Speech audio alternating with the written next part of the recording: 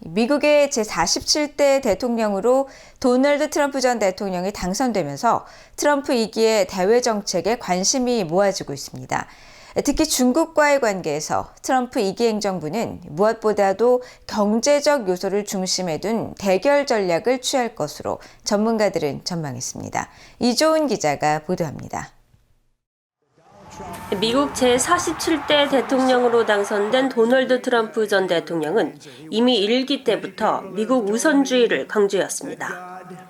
시드니 사일러 전 미 국가정보위원회 북한 담당 국가정보분석가는 트럼프 당선인은 이 같은 기조를 바탕으로 중국을 공정한 경쟁의 경제 파트너로 중요하게 생각하고 있다면서 특히 관세 인상 등을 앞세운 중국 압박 가능성이 크다고 분석했습니다. When he throws around threats of tariffs and kind of almost a neo-mercantilistic, we will do what's best for our economy first. We need to take those seriously. 해리 해리스 전 주한 미국 대사는 VOA에 첫 임기와 선거 캠페인 중 발언에 비춰볼 때 트럼프 당선인은 중국의 악의적인 영향력 행사에 대응하기 위해 미국의 모든 힘을 동원해 중국과 공격적인 외교를 펼칠 가능성이 높다고 분석했습니다.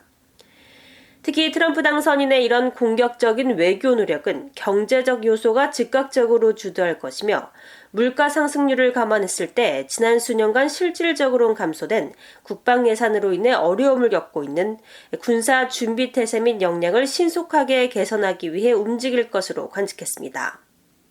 트럼프 2기 행정부가 중국 문제에 대응하기 위해 한국, 일본 등 영내 동맹국 또 파트너들과 협력을 할지에 대해선 전문가들의 견해가 엇갈립니다. 트럼프 1기 한국과 일본 주재 대사관에서 고위직을 지낸 뒤 바이든 행정부 시절 주한 대사대리를 지낸 로버트 랩슨 전 대사대리는 VOA에 트럼프 당선인의 일부 측근들이 중국에 초점을 맞춘 동맹 재편을 추진할 수는 있다고 평가했습니다. 랩슨 전 대사대리는 그러나 중국 도전에 대처하기 위한 동맹과의 협력이 트럼프의 최우선 순위가 될 것 같진 않다고 지적했습니다.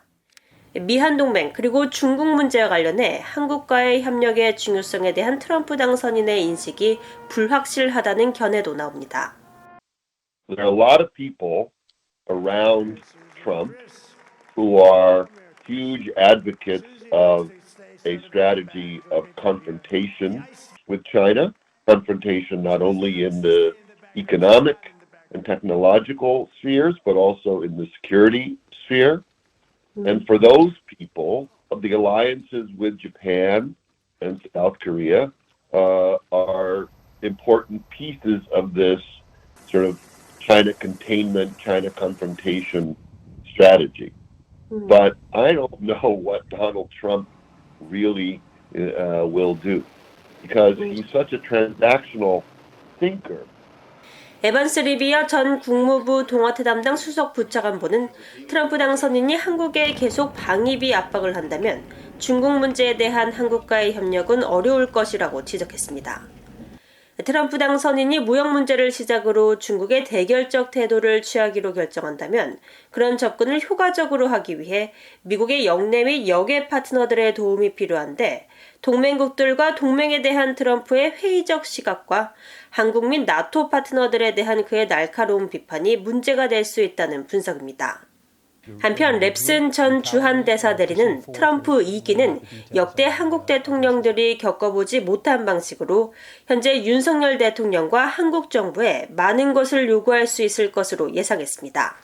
그러면서 과거처럼 미한동맹을 혈맹 같은 역사적 성격에 대한 감성에 호소하는 것은 효과적이지 않을 것이라고 분석했습니다. VOA 뉴스 이조은입니다.